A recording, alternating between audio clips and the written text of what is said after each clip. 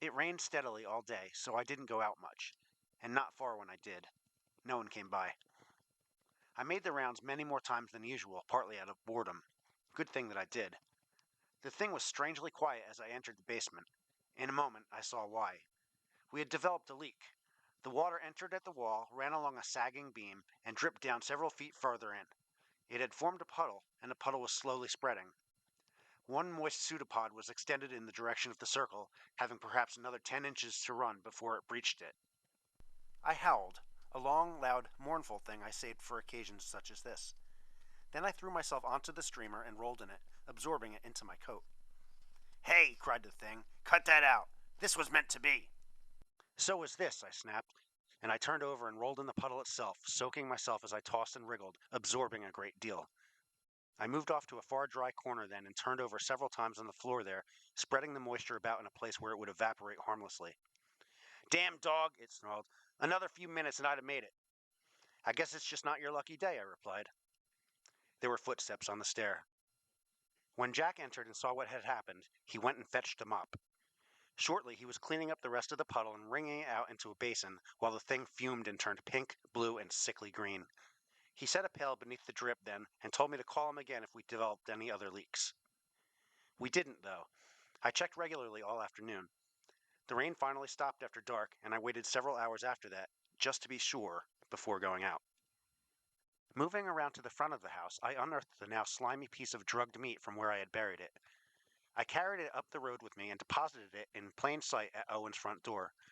The place was dark and Cheater was nowhere in sight, so I prowled around a bit. Under the huge old oak in the back, I discovered 8 large wicker baskets in various stages of construction and 7 smaller ones. There were also lots of heavy ropes about. I sniffed around. There was also a ladder nearby. Such industry for a frail-looking old guy.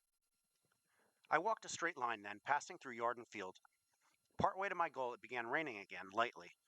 A huge mass of clouds occluded a small area of sky, darker shapes within darkness, and there came a brief pale glow from within, followed by a low rumble of thunder. Continuing, I came at last into the precincts of the good doctor's abode. It was as if I were directly beneath the low cloud cluster now, and even as I watched, a triple-pronged piece of brightness fell from overhead to dance among the rods on the old building's roof. The crash came almost immediately, and the basement windows blazed more brightly. I remained in the grasses, listening, and I heard a man's voice from within shouting something about seeing to the Ladens. There followed another flash crash, another devil's tap dance of fire on the roof, more shouts, more flares from the windows. I crept nearer. Peeking in, I could see a tall man in a white coat, his back to me, leaning over something on a long table, his own form blocking my view of his subject. A small, misshapen individual crouched in a far corner, eyes darting, making nervous movements with his hands. There came another flash, another crash. Electrical discharges played about a bank of equipment off to the tall man's right. They stained my eyes with after-images for a time. The tall man shouted something and moved to one side. The small man rose and began to dance about.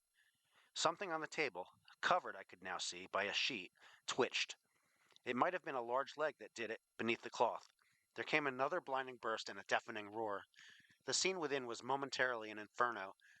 Through it all, it seemed to me that something large and manlike tried for a moment to sit up on the table, its exact outline masked by the flowing cloth.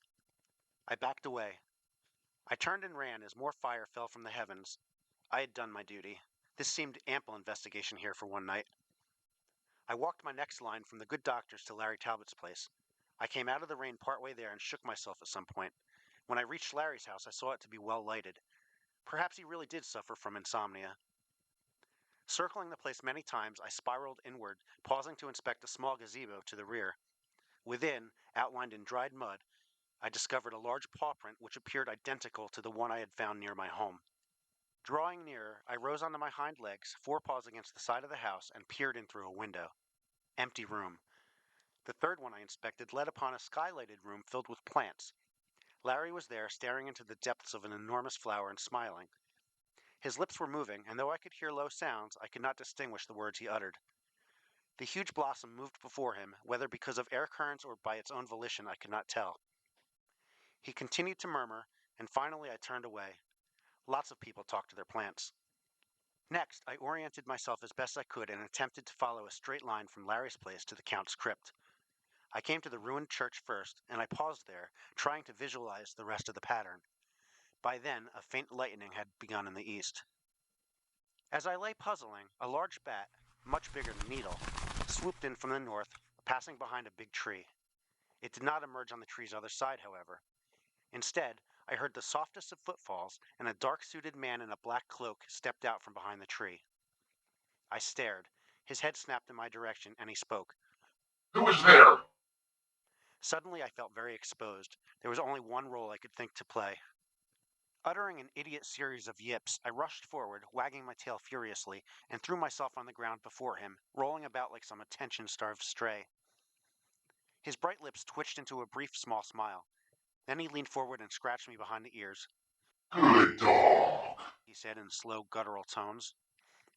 Then he patted my head, straightened, and walked off towards the crypt. He halted when he reached it. One moment he was standing there, the next moment he was gone. I decided it was time to get gone myself. His touch had been very cold.